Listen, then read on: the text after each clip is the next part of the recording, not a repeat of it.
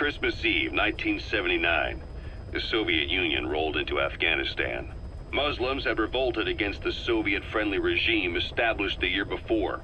The DRA forces could no longer contain it themselves, so the Soviets went in to intervene.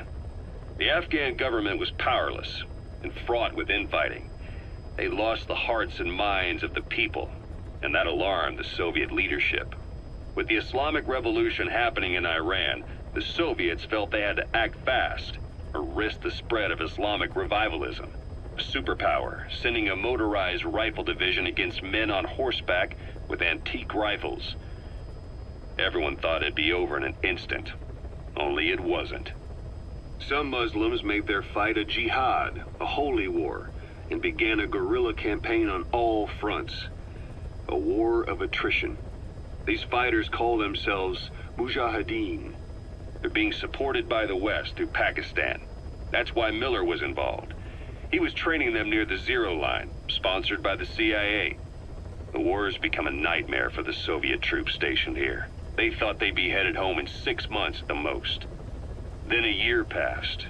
2 years. Now here we are 4 years on with no exit in sight.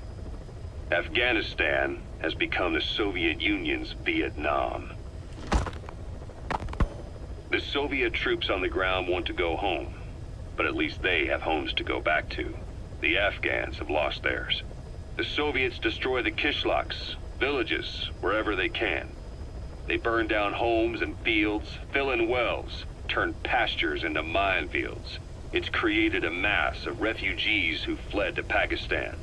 If the Mujahideen are fish swimming around the villages, the Soviets will go so far as to dry out their ocean.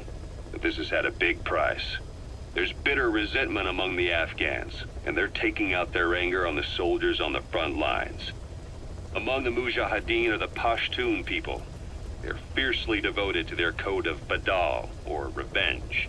Soviets they've captured have had their hands, feet, and noses cut off before being left to die at the side of the road, just to show their comrades what they're capable of.